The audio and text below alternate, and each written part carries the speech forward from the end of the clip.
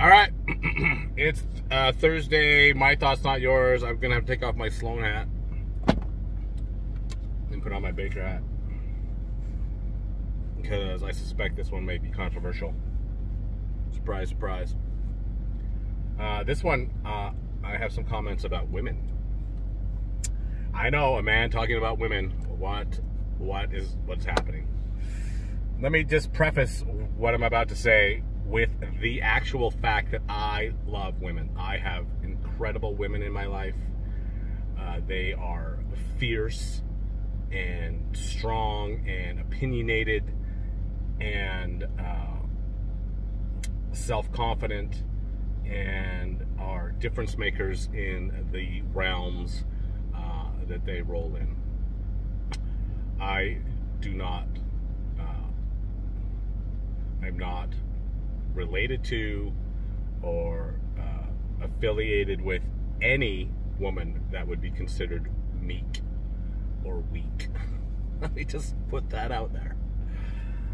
But it was an interesting thing that's going on this crazy app of this, whatever, is that there's several women that have decided that the best way to advocate for women in the trades, obviously, is to point out the flaws in men, or to point out how they are been dismissed or overlooked or ridiculed or made to feel little or insignificant. Listen, I don't think that's helpful at all. There's not a single serious situation that would be considered legal. Like, there is no abuse of your position that's considered legal. And so if that's truly happening to you,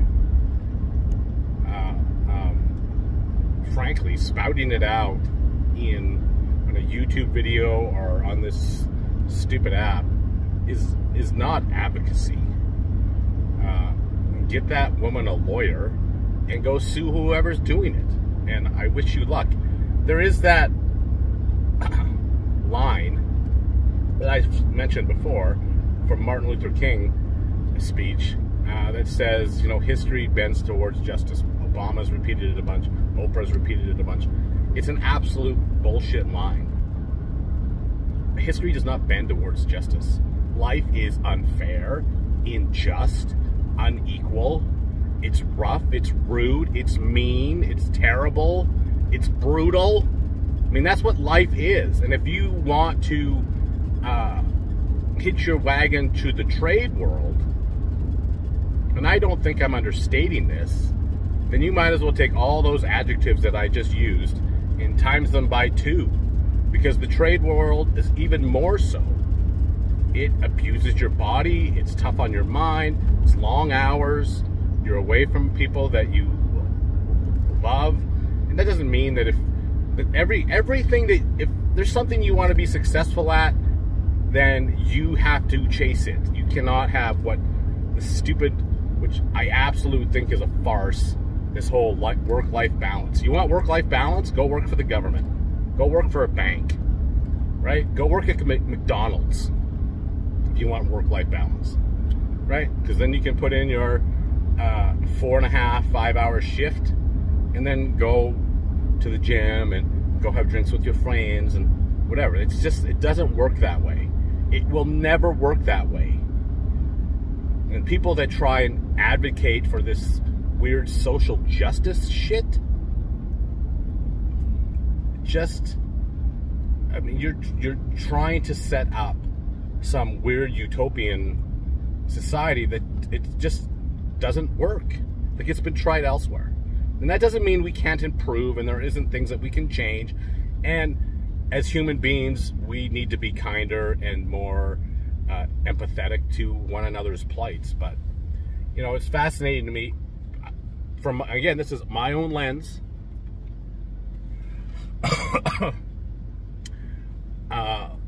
We work for lots of medical offices.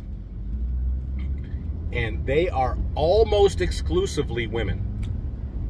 From the gal that welcomes you in, to the doctors and dentists that see you, to the ones that do the billing, to the assistants, to the cleaning crew. Like, in many of those workspaces that I work in, I am literally the only man. And I can assure you that all of the problems that some of these influencers are bitching about on their little platforms are happening in these dentist offices to an equal or more degree, with the pettiness and the backbiting and the, you know, overlooking for promotions and being mean. Like, it's not a gender thing, it's a freaking human thing. What's that line? And I'll probably catch heat for that. I'm not gonna say it. Anyway, it's just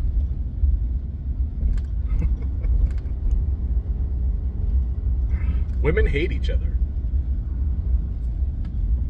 There's just that always underlying competition between them. And that, I mean, you can deny it all you want, but I've been on this planet for 54 years and have dealt with thousands and thousands and thousands of women. And my experience tells me that they are just as unjust and unfair as men. So, if you want to get into this trade and you want to make something of yourself, there are so many opportunities for you ladies. Just so many. I don't know what the numbers are anymore, but it's like 2% of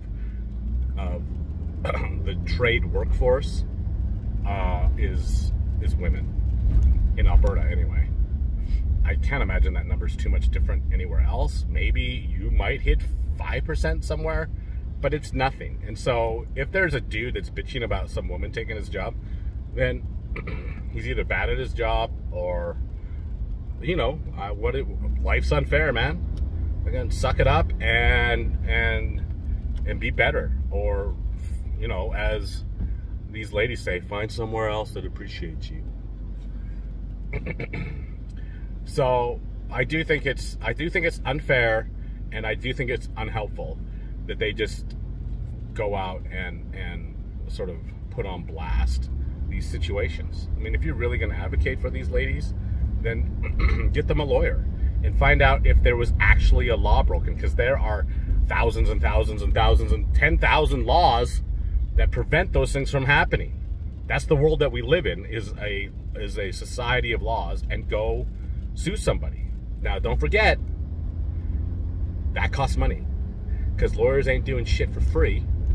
And as I've said before, if you really want to go after somebody for litigation, then you're going to spend between $700 and $1,000 an hour to sue that person. Unless you want to get some public defender, that's not going to do the job very well at all. So, it's just, life is difficult, man. I have run my own business for 30 years now, and I don't understate this word. I have survived for 30 years. It's not been an easy thing. It's a stressful, fully engaging, encompassing thing to deal with the 1,000 hats that I have to wear. People think that it's great that you don't have to work for anybody when you run your own business. That's the world's biggest lie. I don't have one boss. I have 12,000 bosses that all think that they're my most important client. And then when things go sideways, they expect action. And that's those things that give me the most stress, is when we have 6 of those guys all calling in at the same time and trying to figure out who we need to see first, who takes priority. Like, it's, you know, it's some ball juggling. Anyway, as you know, I try and keep these things under 10 minutes. I wish all you women out there all the luck in the world. Get your ticket. Get your ticket. That's the ticket. And then you can do whatever you want. Those are my thoughts, not yours. Have an excellent day, We're stuck in traffic. Life sucks.